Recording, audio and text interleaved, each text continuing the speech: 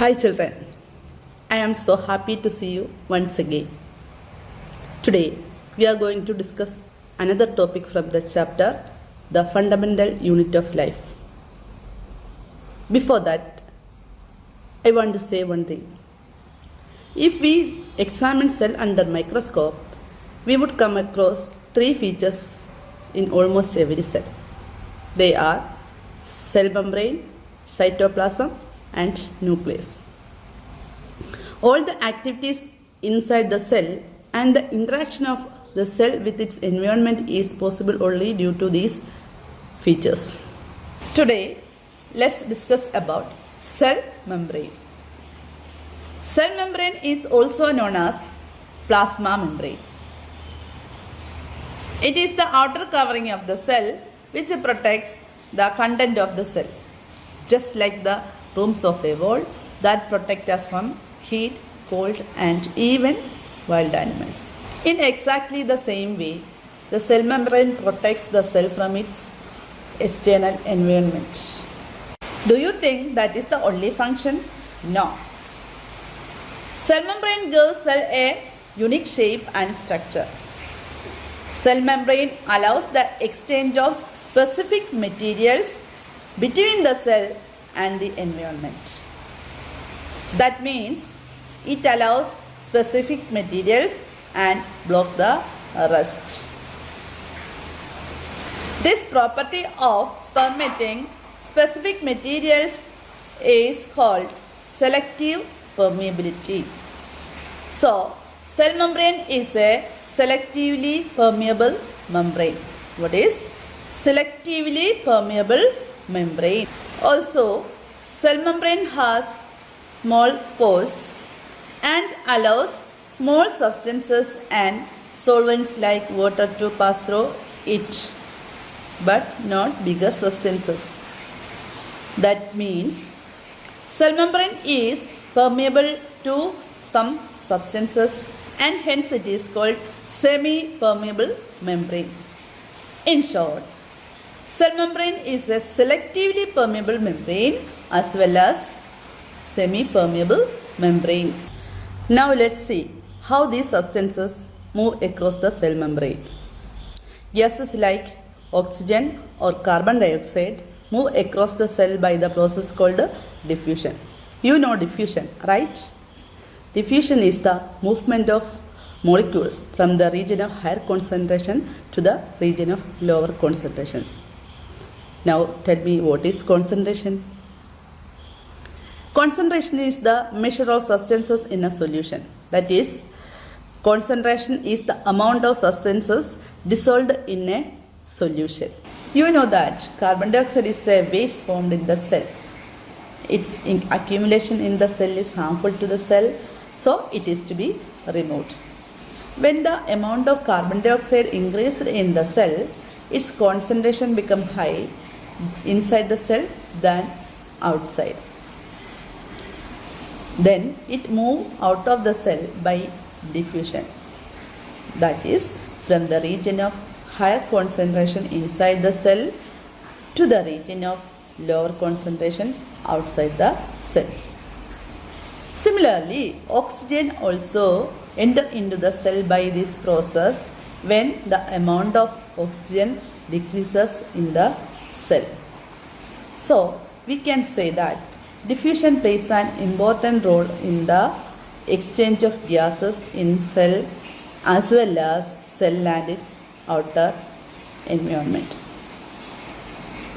Water also obeys the role of diffusion.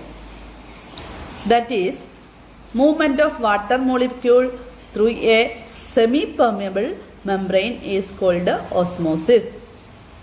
Osmosis is the movement of water through a semi-permeable membrane. That is, the movement of water through a semi-permeable membrane is called osmosis. Osmosis is the process in which water molecule move through a semi-permeable membrane. That is, the water moves from the region where the concentration of water molecule is high through a semi-permeable membrane to the region where the concentration of water molecule is low till the equilibrium is maintained or till the equilibrium is reached. So we can say that osmosis is the movement of water through a semi-permeable membrane. Here we have three different situations of cell being immersed in a solution. In the first situation, if the medium surrounding the cell has a high water concentration, the cell gain water by osmosis. The cell gain water by osmosis.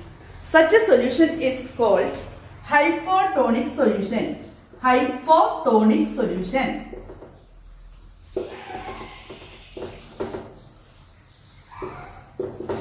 Here, the cell has low water concentration.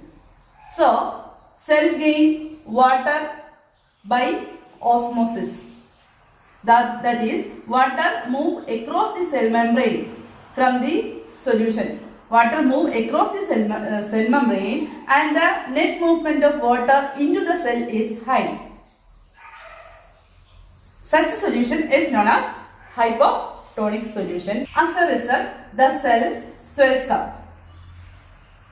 For example, you are familiar with raisins. What are raisins? Raisins are dry grapes. If we immerse some raisins in water, after a few hours, we can see that the raisins become swell. This is the example for hypotonic solution. In the second situation, the medium surrounding the cell has exactly the same water concentration. No net movement of water across the cell membrane. The water move in two directions. But no net gain of water movement. So the cell remain the same size. Such type of solution is known as isotonic solution. Isotonic solution. So there is no net movement of water. The cell remain the same size. But in the third situation, the medium surrounding the cell has low water concentration. That means this is a highly concentrated solution. The water leaves the cell by osmosis. Such solution is called hypertonic solution. Hypertonic solution. Here water leaves the cell more than it enters. As a result, cell shrinks. For example, when we immersed tender mango into salt solution, the mango will shrink. So we can say that osmosis is a special case of diffusion through a selectively permeable membrane. In plants, in addition to the cell membrane, have another rigid outer covering called cell wall. Not only in plant cells, fungal cells and bacterial cells also have a cell wall. I know what you are thinking now. Why doesn't animal cell have a cell wall? Right? To understand why an animal cell does not have cell wall, let's understand why plant cell have one in its place. As we all know that plants are fixed in the soil and so they cannot move away from the harsh weather such as rain, wind. But in the case of animal cell, they can move away from these harsh conditions and find a shelter to hide. In such situations, a delicate cell membrane won't give plants enough protection.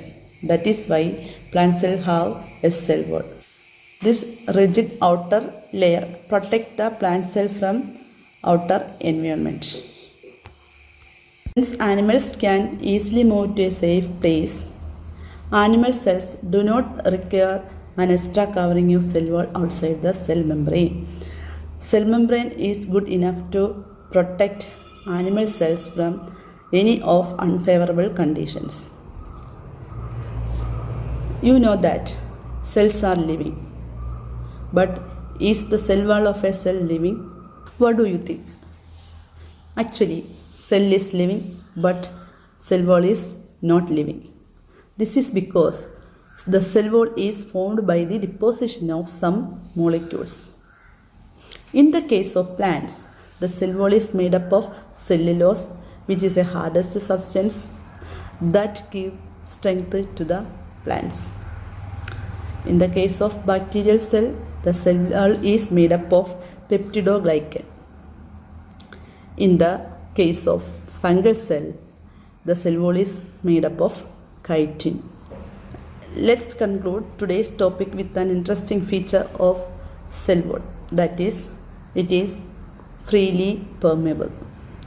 That means the cell wall allows movement of various molecules like gases, water and minerals quite easily across the cell wall. Have a nice day. Thank you.